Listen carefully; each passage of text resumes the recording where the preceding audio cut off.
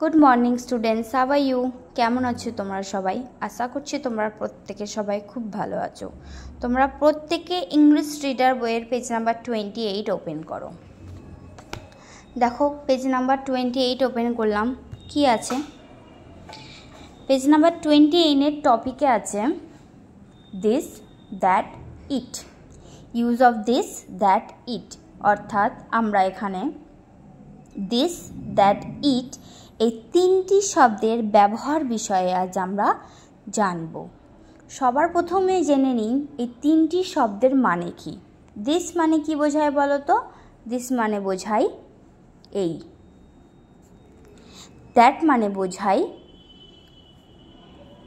ওই।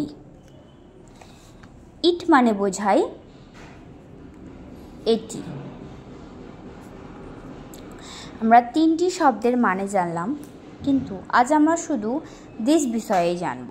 দেখো, কাছের কোনো ব্যক্তি বা বস্তুকে বোঝাতে আমরা দিস ব্যবহার করব। দূরের কোনো ব্যক্তি বা বস্তুকে বোঝাতে আমরা দ্যাট ব্যবহার করব, এবং কাছের কোনো বস্তু বা কোনো প্রাণীকে বোঝাতে আমরা ইট ব্যবহার করব। ব্যক্তির ক্ষেত্রে কিন্তু আমরা ইট ব্যবহার করব না। মনে করো এই বইটি আমার কাছে আছে, সেক্ষেত্রে আমরা কি ব্যবহার করব? দিস ব্যবহার করব।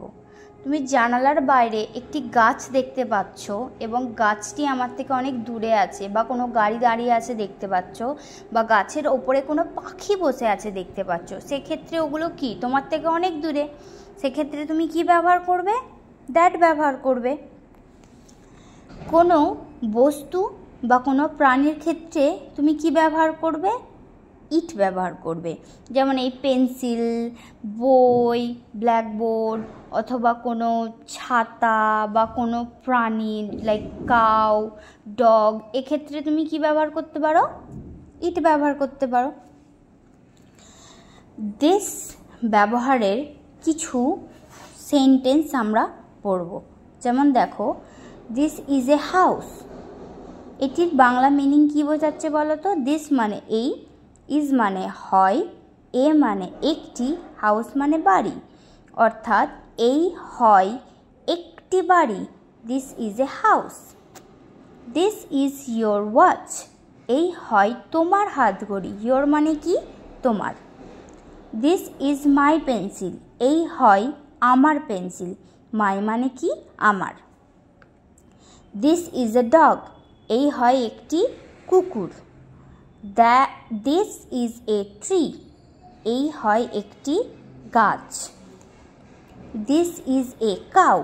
এই হয় একটি গরু।